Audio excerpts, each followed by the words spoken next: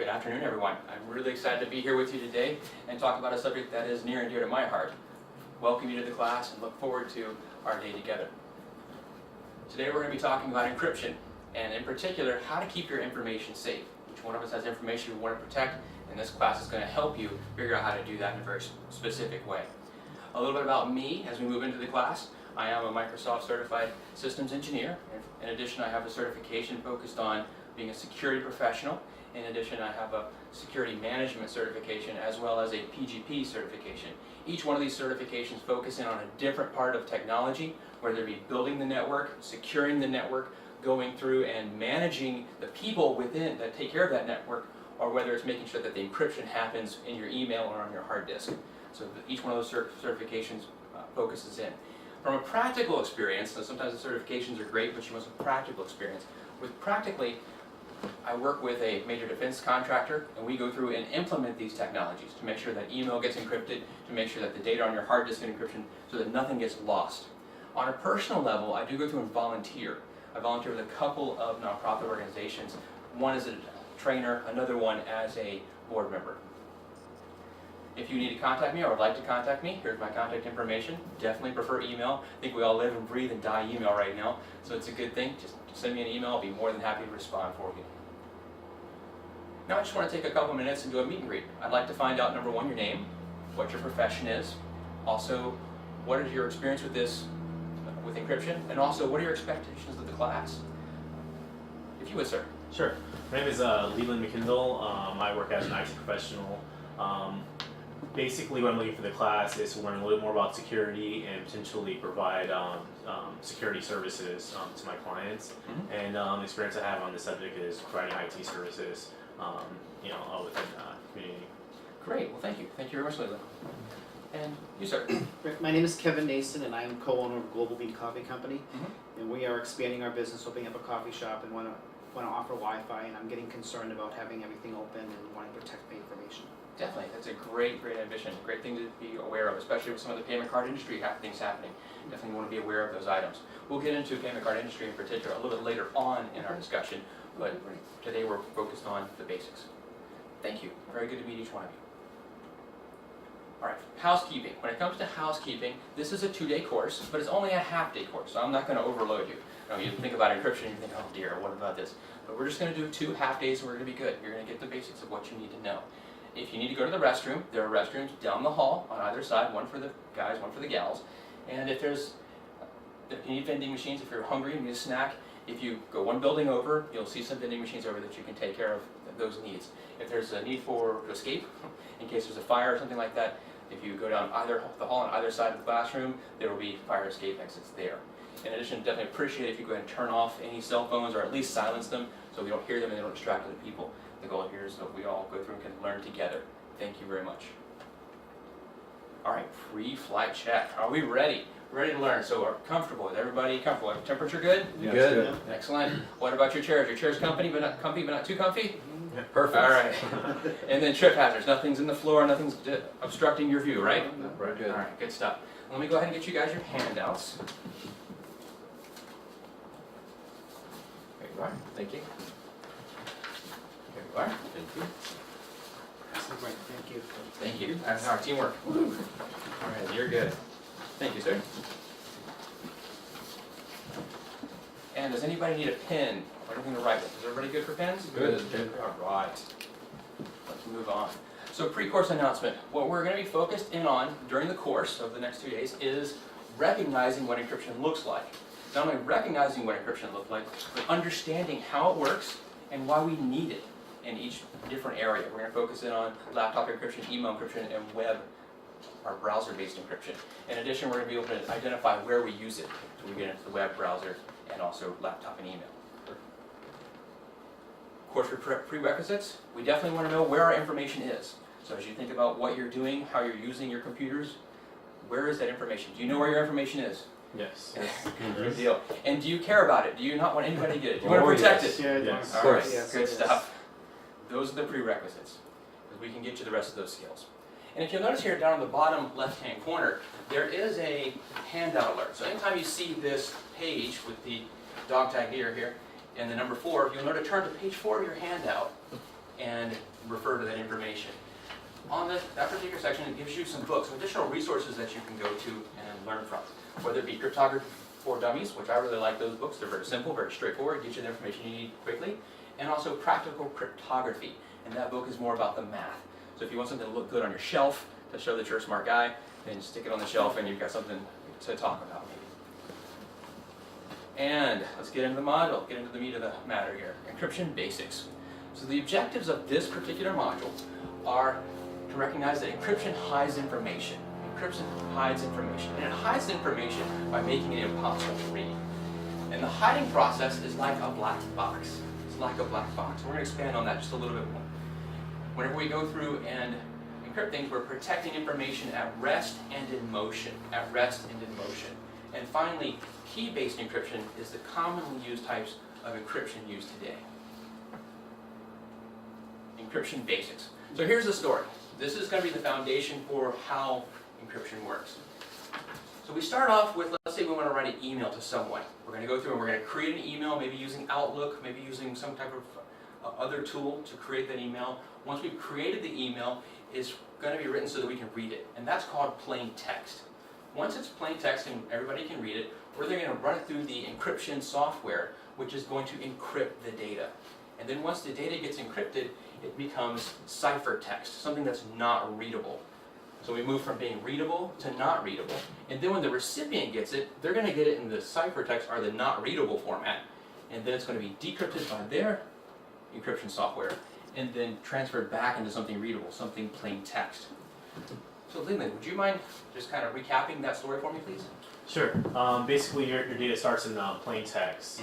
You know, if you're sending it through an email or another program that you don't want someone to see, you'll first encrypt it. Yes. And then after you encrypt it, it becomes ciphertext, which is unreadable information. Yes. And then for the recipient to be able to read it, they have to decrypt the information, and it becomes plain text, which is readable to the recipient. You got it. Awesome. That is the foundation. That's encryption in a nutshell. Good job. Thank you.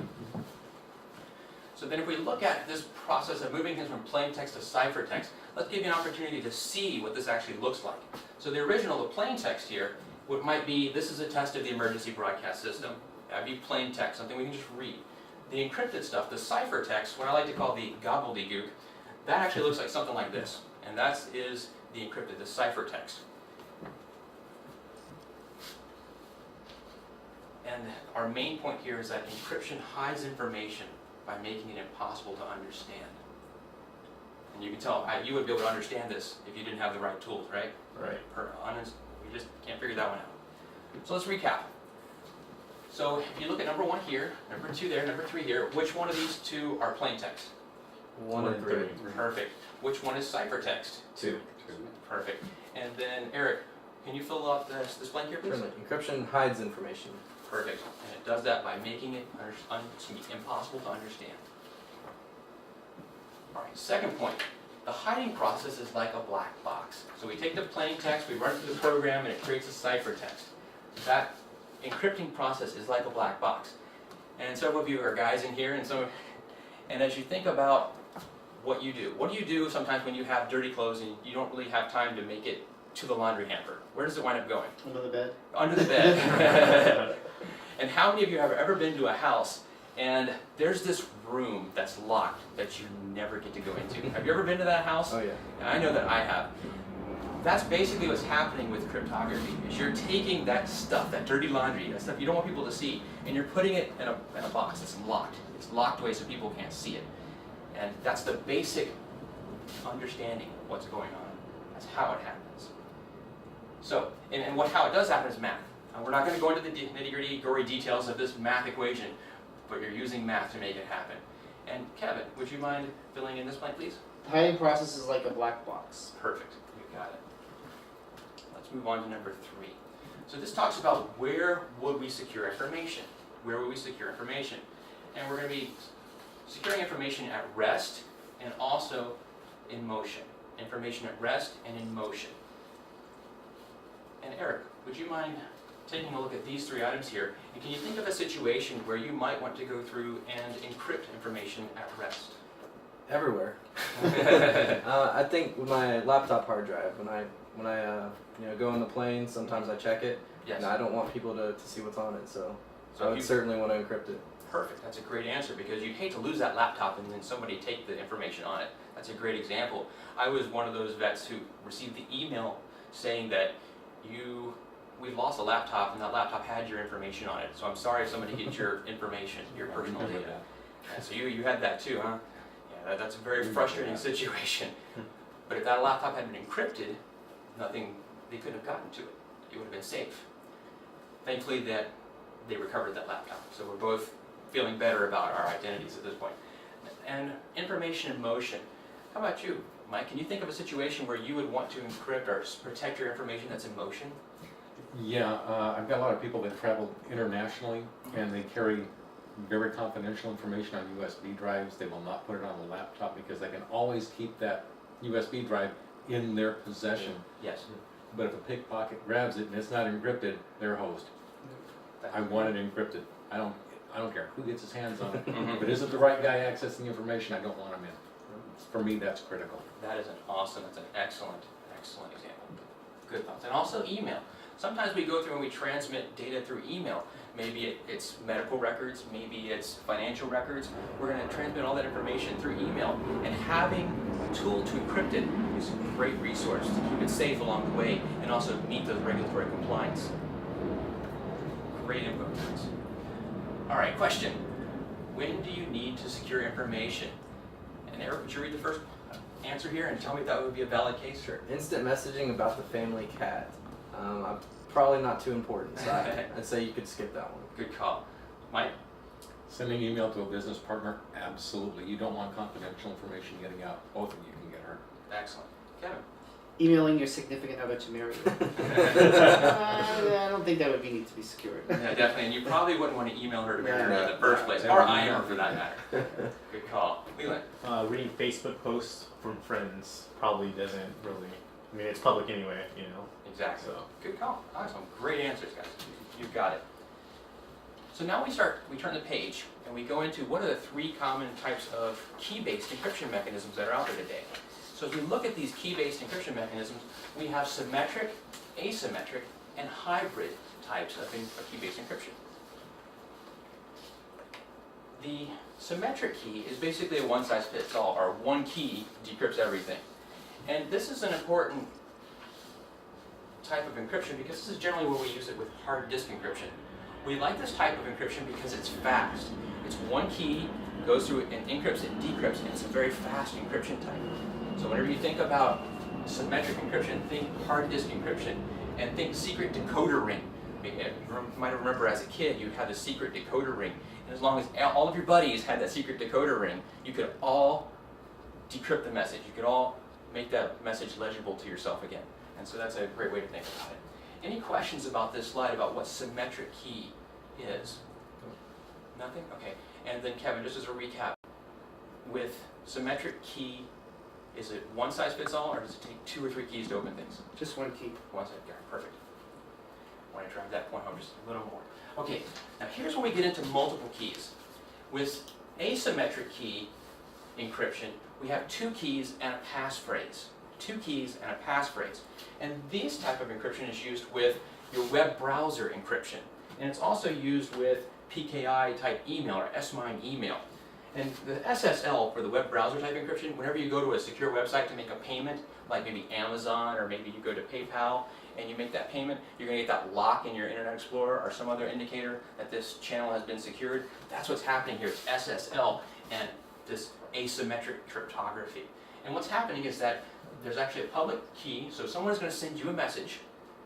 They're going to use a public key, your public key, to encrypt to them, and then you're going to use your private key to open it up. So if I was going to send an email to Leland, I would get Leland's public key. I would then encrypt the message to Leland. I would then give the message to Leland, and then Leland would take that message and decrypt it using his private key and password. Eric, would you mind recapping that for me, please? Sure. Okay. It looks like asymmetric.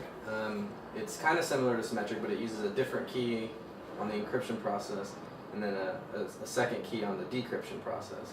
So If I were to email something to someone and I wanted to encrypt it, they would have a public key I could use, Yes. and then that means they're the only ones that could open it, and they would be using their private key. Perfect, you got it. That's excellent. Awesome. And the last type is this hybrid type. Now, as a guy, I kind of like thinking of hybrid type encryption as asymmetric and symmetric with duct tape. You just put them all together and you stick them together. What's actually happening in the background here is that you're taking the private key, that symmetric key, you're taking the symmetric key and you're encrypting it with the public key from the asymmetric. And then you're bundling that all up, putting it into an email or something else, sending it to the other person, and then they use their private key to decrypt the symmetric key. That's kind of complicated. Let me go over that one more time. So here we have a message. We then take a private key, excuse me, the symmetric key, and we encrypt the message, we put it in the box. Once we take the symmetric key, put it in the box, then we take the public key and put all of that in a box. And now we have the public key here. Then whenever the individual gets it, they're going to get the finished package that's been encrypted to the public key. And then you're going to take the private key to unlock the symmetric key and then unlock the data. So that's the nutshell. All I really care about you remembering about this one is that you first use the symmetric, you're going to encrypt symmetrically first and then asymmetrically. You're just using both mechanisms. So how many mechanisms do we use with a hybrid version of encryption? Two. You use both methods, exactly. And then what is the common type of hybrid encryption? PGP. PGP, yes, perfect, good. Thank you. All right, and then Leland, would you mind coming to the board and just filling out what are these different types of encryption, please? Sure. Thank you. Alright. First one you got is symmetric. Good job. If you need help from the class, definitely jump in. Sure. We got asymmetric. Asymmetric. I mean, S's are asymmetric. You're good. Just one is fine. And then the last one is Hybrid. perfect. Awesome, good job. Thank you. Everybody great? Cool. So let's recap. What does encryption do to information in order to make it impossible to understand? Makes it gobbledygook. Makes it gobbledygook. Or Hides hides it. it, sorry. Perfect, great. And then what kind of a box can the hiding process be compared to? Black box. A black box, excellent. And when does information need to be protected? At rest and in motion. Awesome, you guys got it, you're on the ball. What type of encryption is commonly used today? It's key-based. Key-based, you got it, good job. And then here is, all right, if we look at 1, 2, and 3, which type is plain text? 1 and 3. 1 and 3. Perfect. Ciphertext? 2. We got it. And then encryption? Hides. Perfect. I'm impressed. And then the black box. That is over here. The hiding process is like a black box. Excellent. And Kevin, information at what is represented by the hard drive, the network storage, and data basket backups. You can have help from the class if you'd like. They're gonna need help. Rest. All right, good job. Oh. And then information in what? Motion. You got it. Good Yeah, job. I have very to good. call somebody. Nice. Very good. Perfect. And then the 3 types of key-based encryption. Anybody? Symmetric, Symmetric, asymmetric, and hybrid. All right, you guys got it. Down pat. Any questions? Thanks. Sure. Go ahead. Most of the technical people understand this, but I'm going to need to explain this to my non-technical staff as we're building this out within our company. Yes. So, number one, even though it's using keys, it's not like a key in my ignition. It's a digital key, Yes. and it's a matching pair. And as it's all works, this is all actually happening in the background automatically for the users, right? I mean, they don't have to walk through this step by step. I don't have to train them how to set up the private key and how to set up the public key and how to encrypt it, and how to decrypt it. It pretty much runs as an automated process now, right? For the most part. I mean, they Especially still with the have web browser. With web browsers, Yes. you're dead on. which is what's going to be my biggest use, There you go. is secure web browsers. Okay. That And would we have digital certificates already. perfect. Yeah, then that is all going to happen behind the scenes. You won't have to worry about it. I just have to show them it's secure. You see the HTTPS. Mm-hmm. You're cool. If you don't, stop, close it, start over again. You got it. Because they're not secure. You got it. Okay, cool. Thank you. Thank you. That's what I wanted to do. All right. Good questions. All right, we're going to go ahead and take a 10-minute break, and we'll get into the next module of encrypting your hard disk. Thanks very much, and we'll be back in 10 minutes. Thank you. Okay, thank you. Yeah.